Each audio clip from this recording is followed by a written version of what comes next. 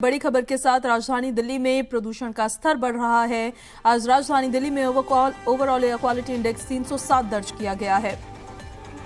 बहुत ही खराब श्रेणी में ये एयर क्वालिटी इंडेक्स आता है। आनंद विहार की बात करें 367, अशोक विहार में 331, बवाना में 358, बुराड़ी में 352, मुंडका में 332, द्वारका के सेक्टर 8 में एयर क्वालिटी इंडेक्स 324 और रोहिणी में 344, जहांगीरपुरी में 345, नरेला में 321, पटपड़गंज में 307 और पंजाबी बाग में 330, शादीपुर में 314, सोनिया विहार में 335, वजीरपुर में 354 और विवेक विहार में 320 एयर क्वालिटी इंडेक्स दर्ज किया गया है।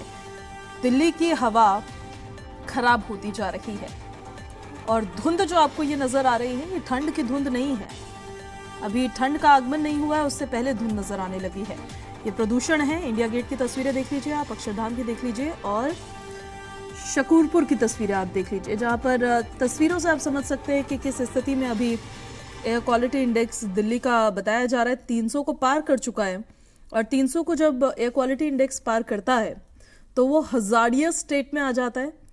बहुत ज्यादा खराब श्रेणी से भी खराब श्रेणी में आता है और ऐसे में लोगों को समस्याएं होती है। सांस लेने में लोगों को समस्याएं होती है, कई गंभीर लोगों को जूझना पड़ता है। तो ऐसे में देखिए, आप तस्वीरें देखकर आप समझ सकते हैं कि हवा में जहर ही जहर नजर आ रहा है। प्रदूषण का ये कहर ही कहर नजर आ रहा है। और ये 3 तस्वीरें हम आपको दिल्ली के अलग अलग क्षेत्रों से दिखा रहे हैं। बढ़ते प्रदूषण पर लगाम लगाने में दिल्ली सरकार भी जुटी हुई है। आज से रेड लाइट ऑन और गाड़ी ऑफ कैंपेन की शुरुआत दिल्ली सरकार कर रही है।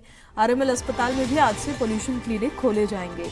रेड लाइट ऑन गाड़ी ऑफ अभियान दिल्ली सरकार कई सालों से चलाती हुई आ रही है। इस अभियान के तहत दरअसल वॉलंटियर्स होते हैं दिल्ली सरकार के, वो वॉलंटियर्स रेड लाइट पर खड़े होते हैं। जैसी ही रेड लाइट ऑन होती है वो सभी गाड़ी होल्डर्स को या फिर जितने वाहन चल रहे होते हैं या उस रेड लाइट पर जितने वाहन खड़े होते हैं, अगर वो ऑन होते हैं तो उनको अपनी गाड़ी बंद करने के लिए कहते हैं कि जब तक रेड लाइट है तब तक आप अपनी गाड़ी को बंद रखिए। फ्यूल बर्निंग एक बड़ी वजह होती है जो पॉल्यूशन के लिए जिम्मेदार होती है।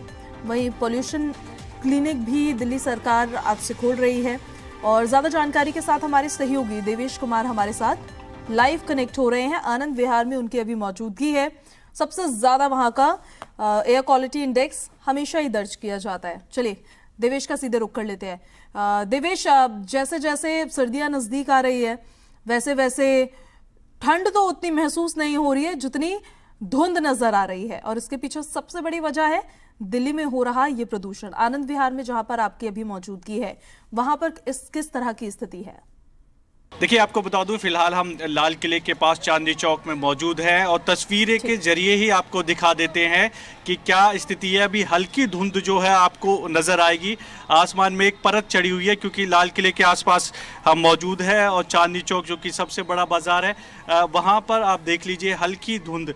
और सुबह के जो है 10 बजे हुए हैं और आपको एक परत सी नज़र आ रही होगी। साफ जो आसमान है वो नज़र नहीं आ रहा होगा। दरअसल लगातार जो है जो AQI का लेवल है वो लगातार खराब होता जा रहा है। आज की अगर बात करें तो 300 के पार जो है AQI का लेवल दिल्ली में पहुंच गया है ओवरऑल। हालांकि सरकार जरूर कोशिशों में जुटी हुई है कि इस दम घोटू हवा को बेहतर बनाए रखा जाए, लेकिन स्थिति बिल्कुल उसके विपरीत नजर आ रही है। हालांकि सरकार विंटर एक्शन प्लान के तहत काम कर रही है। कल भी दिल्ली की मुख्यमंत्री आतिशी आनंद विहार गई थी, वहां पर निरीक्षण किया था क्योंकि वहां का AQI का जो लेवल है वो सबसे ज़्यादा है। दरअसल हॉट स्पॉट में आनंद विहार भी आता है। 13 हॉट स्पॉट है दिल्ली में, उसमें से एक आनंद विहार है और जहां सबसे ज़्यादा जो है जो हवा है वो ख़राब बनी हुई है। अब ऐसे में आज की अगर बात करें ओवरऑल तो 300 के पार जो है AQI का लेवल पहुंच गया है और ऐसे में खासी दिक्कत जो है आम लोगों को झेलनी पड़ती है। सरकार जरूर कोशिश कर रही है कि किसी भी तरह जो हवा है उसको साफ और स्वच्छ रखा जा सके जिससे दिल्ली वासियों को साफ हवा मिल सके, लेकिन परिस्थितियां उसके बिल्कुल विपरीत है और इसी तरह दिल्ली के अलग अलग इलाकों में AQI का जो लेवल है वो बेहद ही खराब श्रेणी में बना हुआ है। हालांकि सर्दी अभी आई नहीं है क्योंकि अक्सर देखा जाता है देश की राजधानी दिल्ली में जैसे ही सर्दियों की एंट्री होती है तो पॉल्यूशन का स्तर बढ़ने लगता है, लेकिन इस बार जो पॉल्यूशन का स्तर है वो दिवाली के आसपास से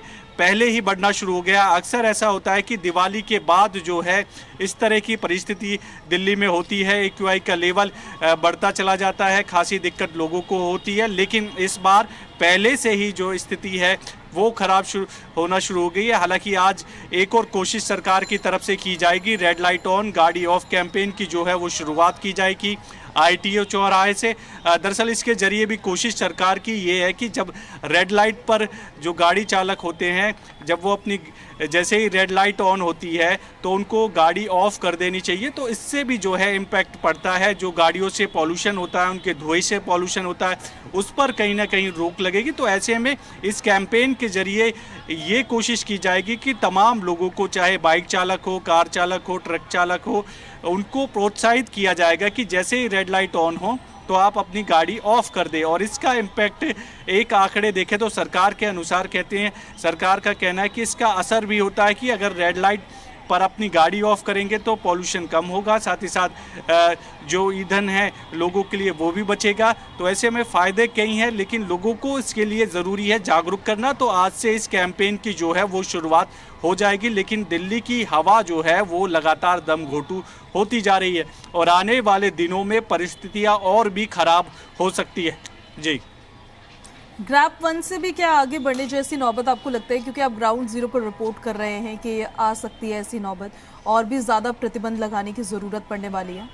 देखिए बिल्कुल जाहिर सी बात है, जैसे जैसे AQI का लेवल बढ़ेगा ऑटोमेटिकली ग्रैप 4 स्टेज होती है ग्रैप में। ग्रैप 1 पहले ही लागू हो गया, अब ग्रैप 2 भी जल्द ही लगता है। जिस तरह की परिस्थिति है, रोज़ जो है AQI का लेवल बढ़ रहा है, तो आने वाले दिनों में ग्रैप 2 भी जल्द ही लागू हो जाएगा। और ऐसे में ज़रूरी भी है लोगों को जागरूक रहना, अवेयर रहना। पटाखे हालांकि दिल्ली में बैन है, लेकिन कोशिश ये कर रही है सरकार विंटर एक्शन प्लान के तहत कि किसी भी परिस्थिति में जो है पॉल्यूशन को कंट्रोल किया जा सके। और इसके लिए जो पड़ोसी राज्य है उनसे भी सहयोग की मांग लगातार की जा रही है। दरअसल क्योंकि सरकार का मानना है कि 1/3 पॉल्यूशन देश की राजधानी दिल्ली का होता है और बाकी जो पॉल्यूशन के लिए जिम्मेदार है वो पड़ोसी राज्य है। इसमें हरियाणा भी है, उत्तर प्रदेश है, राजस्थान है, पंजाब है।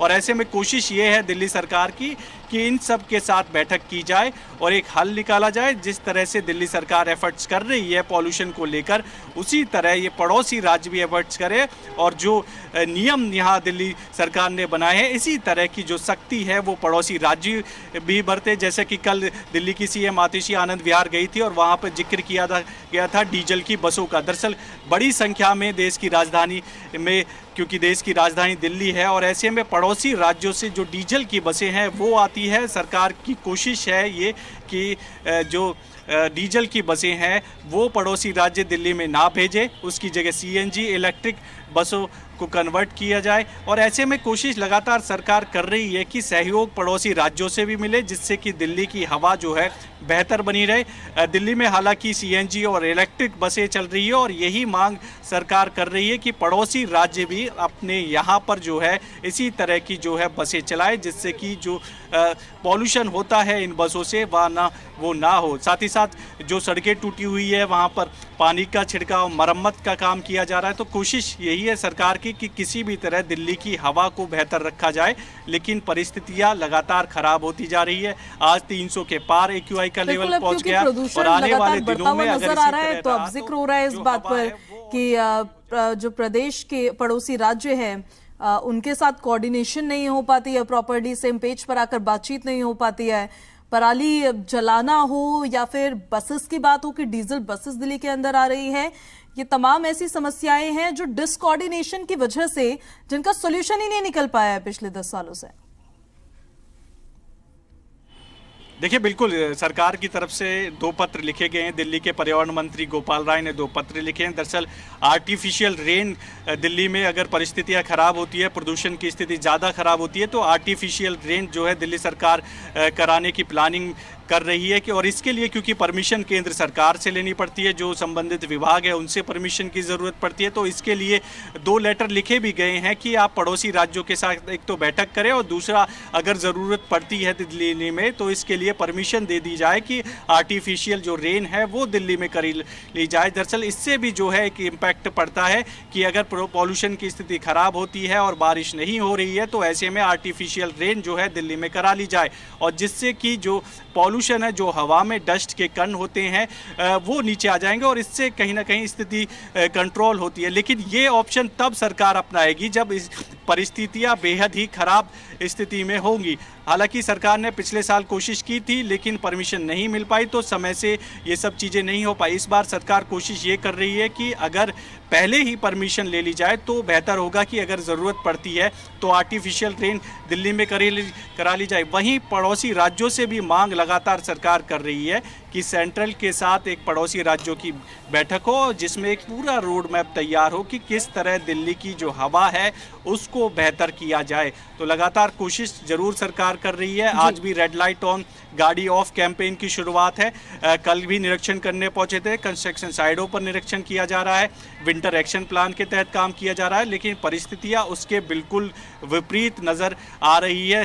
रोज़ जो है AQI का लेवल बढ़ रहा है। कल 290 के आसपास था ओवरऑल, अगर आज की बात करें तो आज 300 को पार कर गया। अब आप अनुमान लगा सकते हैं कि जब दिवाली होगी और दिवाली की अगली सुबह अक्सर देखा गया कि हवा बिल्कुल जहरीली और दम घोटू हो जाती है। तो अभी तो टाइम है, 8 से 10 दिन का टाइम है, तब क्या परिस्थितियां दिवाली आएगी तो उसके बाद में स्थिति क्या होगी, कैसे प्रदेश सरकार उसको नियंत्रित करेगी, ये भी देखना होगा। आपसे हम अपडेट्स लेते रहेंगे देवेश। फिलहाल आपका बहुत बहुत शुक्रिया इन सारी जानकारियों के लिए।